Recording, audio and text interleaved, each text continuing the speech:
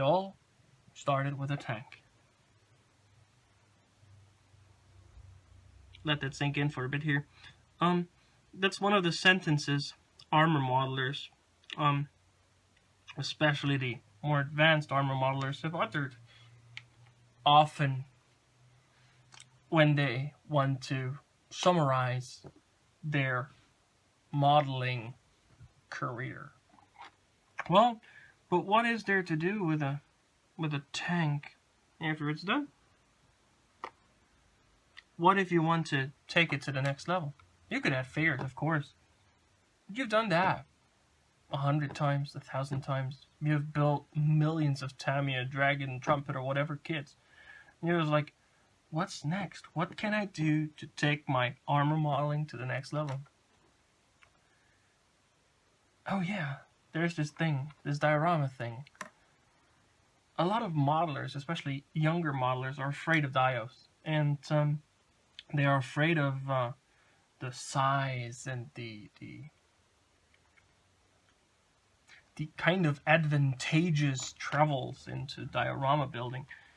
And I have been contacted by a couple of my viewers, and they've asked me, how do you plan a dio? What do you use for a dio?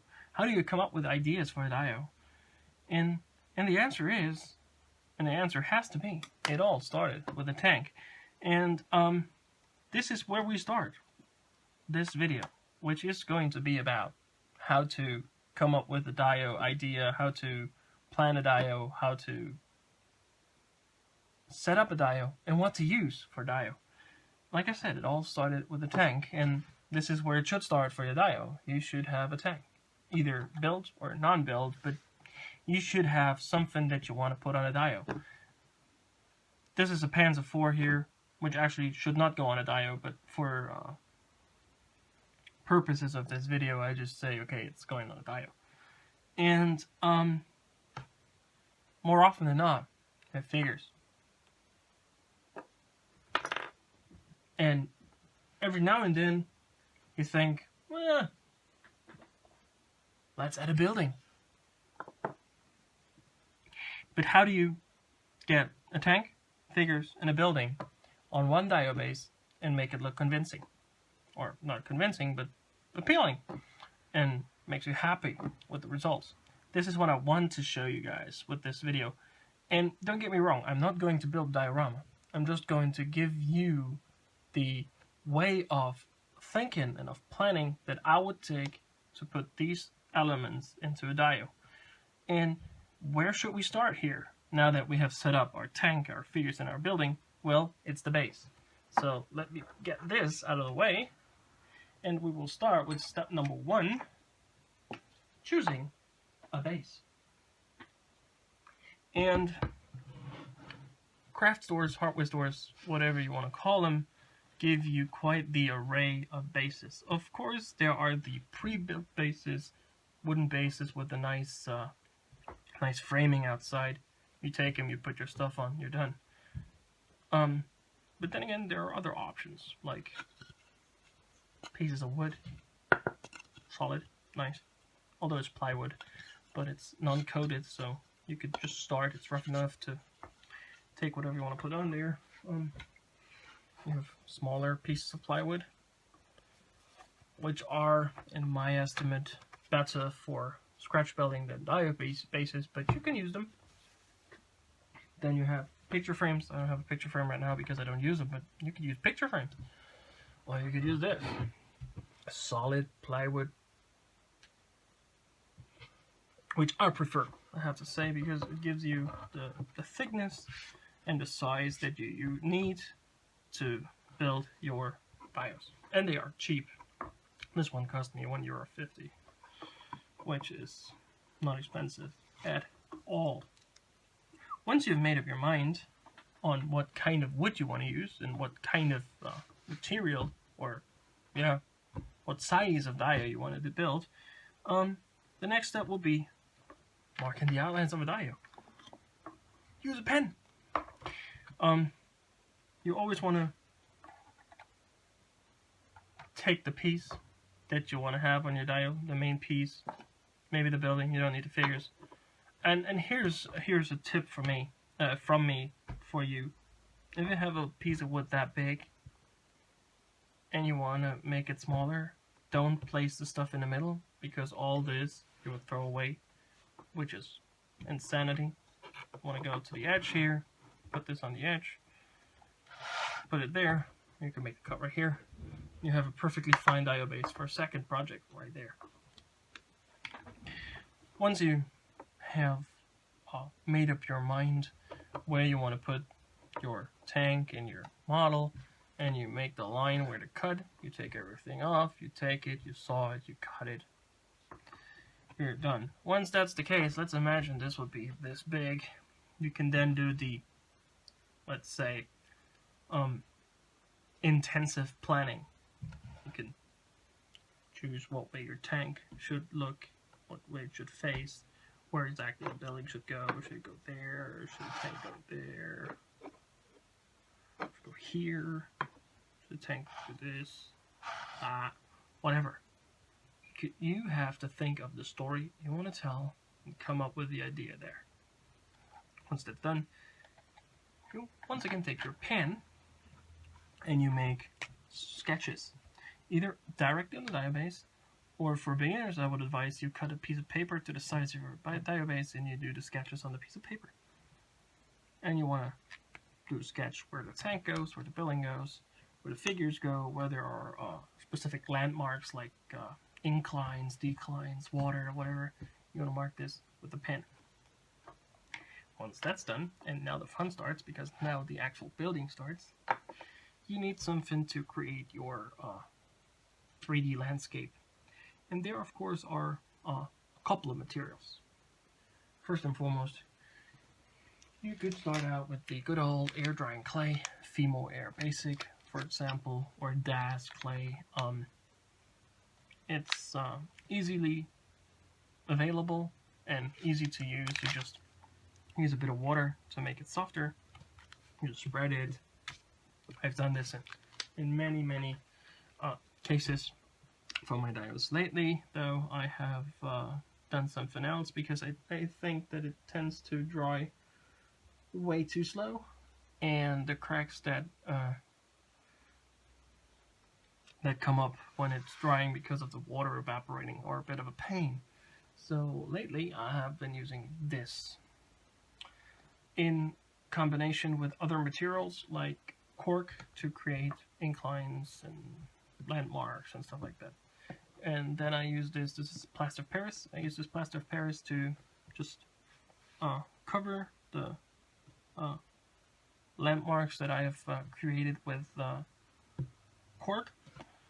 And you can imprint track marks in this very easily. But you can do the same with the DAS. But if you use the DAS, you would want to put cellophane tape over it before you imprint the landmarks and stuff like this.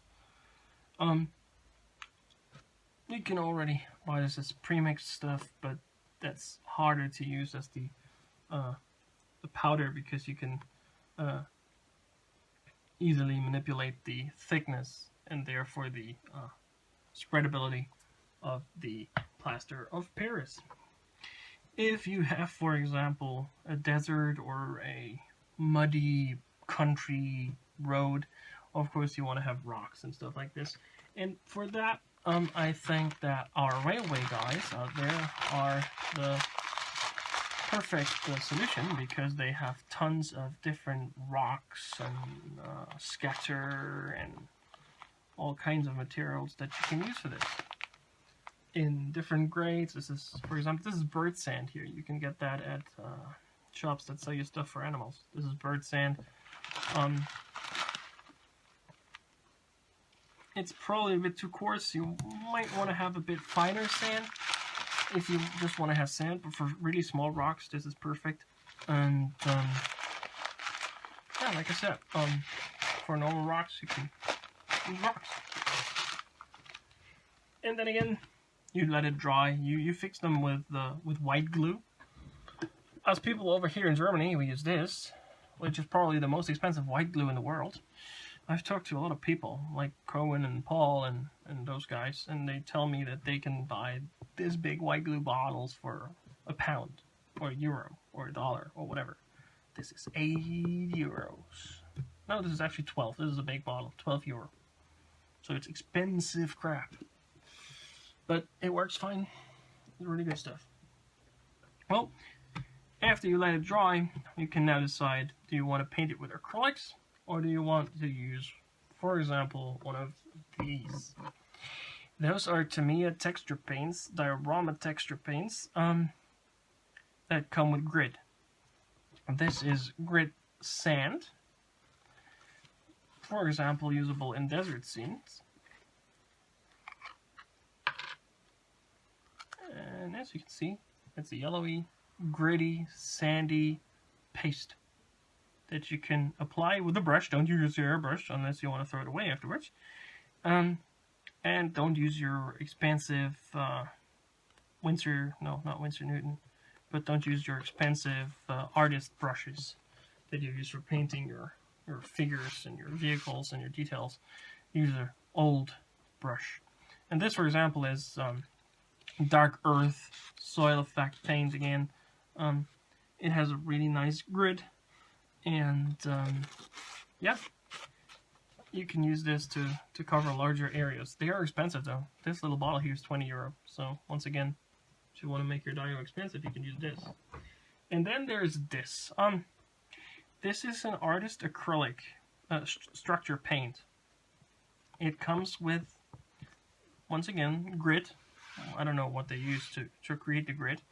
And you can use this to create gritty, sandy, rocky surface structure. I got this at a Lidl. I don't know if you guys know this. This is just like some supermarket. And I think it was cheap. I always experiment with stuff like that I can get cheap, like at a pound store or euro store. So, yeah, always a good thing to use. So, experiment with stuff that you find, guys. Dio building is actually experimenting at a large scale. Another thing that I want to advise you guys, if you build a Dio, and whatever you used here, and especially after you put down your frame, your groundwork, you always want to protect it, because you will add washes and stuff like that. So before you put on your actual paint, and I think before you put on those diorama effect paints, you always want to put down a good coat of primer. And although this actually is a crappy primer, the Vallejo primer, it's crap. For Dios, it's perfect because it's polyurethane primer and it's cheap compared to other primers. So if you want to put this down, you can protect the structures that you've laid down underneath, because this is plastic. Once this is dry, this is rock solid plastic. Don't mask it or anything, it will rip like crazy. But if you want to put it on Dios, it is solid stuff. And don't use your expensive primer. Well, once that's done, and once you've put down your base coat of paint and maybe even some shades and stuff like that, you will be in a position where you think like, okay, now I've got my soil work done. Well, looks a bit monotonous. How about some grass? How about some plants? And I've just got one thing here. For example, this is a company here. They are called Green Line by Federico's Rex. They make grass tufts, grass strips, flowers, everything you could possibly imagine for your Dios. And I'm a big fan of them. I'm a big fan of the stuff they do. You just glue it on with white glue, and you can get them in different color shades, different sizes. Just go there, give it a look. If you need green stuff. And of course, once again, go back to the railway guys, Nog and those guys. Their grass mixes are perfect. Once you get, and then of course, at least in my opinion, the holy grail of Dio building, of course, is a winter Dio. And there are millions and millions, again, of different ways to create snow. There's a Diorama texture paint snow from Tamiya. The effect is of very thick layers of snow. And of course, then again, there are other companies like this. This is Deluxe Materials, Scenic Snowflakes. This you want to use in thicker layers too, because the grains are too big to present 35th scale snow, which is a big problem with all those manufacturers, no matter who you use, because 35th scale snowflakes, you would not be able to see them. So yeah, it's tough, but it's doable, I guess. So those are the basic materials that you should have, no matter the maker, if you want to build a dio. You always want to keep in mind there are millions and millions and millions of other materials and tools and paints and accessories and ideas out there. I don't claim that mine are the best or that mine are the only ones that work. That's just what I have and what I normally use for dio making. And like I said, it doesn't matter if you buy the paints from Tamiya or Vallejo or the snow from Deluxe Materials or Precision Ice and Snow or whomever, or the plaster of Paris from this or that company, or the gravel from Knock or from whomever, and the grass. Just buy what fits your needs, and just before you build a dio, always make up your mind what you want to build, so that you don't get to the point where you are trying to build a dio on the go. Always have the plan in mind, because if you scramble for ideas while you are building, you will reach a point where, like, damn, I wanted to do that, now I did that, oh screw this, and you'll throw it away. Always have a clear plan, a clear structured plan. That's why I'm saying draw what you want before you start. That way you prevent yourself from reaching a point where, like, what was it I wanted to do? Oh yes, I wanted to build that burger place. Oh no, wait, I wanted to build that tank running through Russia. Always have a clear plan, structure, and that's an important thing, always clear your bench before you start a dio, because it gets messy like crazy. And always have all the material ready before you start. That way you prevent yourself from being like, yeah, I'm in a total dio building mood, and you start building and you're like, crap, I can't go on, I forgot to buy this and that. Always, and that's, once again, if you have a clear structured plan, you can have a list of all the material you need. You can just check everything, get everything in ahead of starting your project, and then happy modeling. I hope this helped you guys in getting at least a small glimpse of what is necessary to start a very basic beginner dio. And if you want to watch a video, Hamilcar Barkas has a very good video on how to build a very simplistic dio. Cohen has one, I guess. So there are a lot of videos out there that will help you guys achieve dios on your first diorama that will blow your mind. Trust me, it was the same with me. And like I said, I hope it helped. If there are any other questions, just shoot me a short message. I'll hopefully be able to answer all your questions. This is Hot Modeling. May the force be with you. I see you guys in the next video. Bye for now.